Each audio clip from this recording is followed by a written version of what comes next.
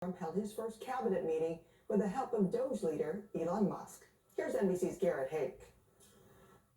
President Trump converting his first cabinet meeting into a rolling press conference. Illegal border crossings have plummeted. Touting progress. We're cutting down the size of government. We have to. We're bloated. We're sloppy. We have a lot of people that aren't doing their job. And immediately turning the spotlight not on a cabinet member, but on Elon Musk, head of his Department of Government Efficiency, to defend his controversial directive that all federal workers email a list of 5 accomplishments from last week or face termination.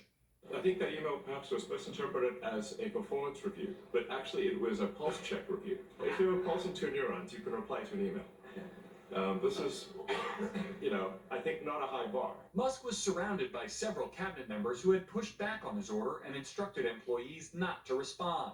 Musk insisting that was fine. We're going to send another email, but our goal is not to be capricious or unfair. The email could simply be, what I'm working on is too sensitive or classified to describe. Like literally just, that would be sufficient. The president publicly backing Musk. Hey, you let the cabinet speak just for a second. If you are, we'll throw them out of here. And warning federal workers who've not yet responded remain at risk of losing their jobs. Those million people that haven't responded, though, Elon, they are on the bubble. Now, maybe they don't exist. Maybe we're paying people that don't exist. It comes as a new budget office memo obtained by NBC News instructs federal agencies to prepare for mass layoffs as the Trump administration focuses on reducing federal spending.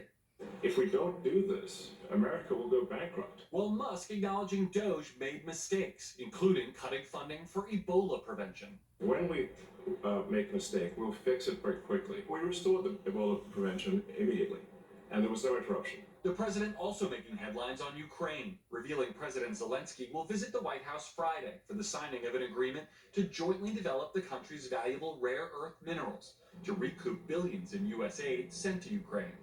The president suggesting the deal would form its own kind of security guarantee for Ukraine. There's sort of automatic security because nobody's going to be messing around with our people when we're there. And saying for the first time, Russian President Putin will have to make concessions. He will. He's going to have to.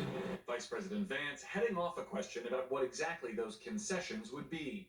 We're not going to do the negotiation in public with the American media. He's doing the job of a diplomat.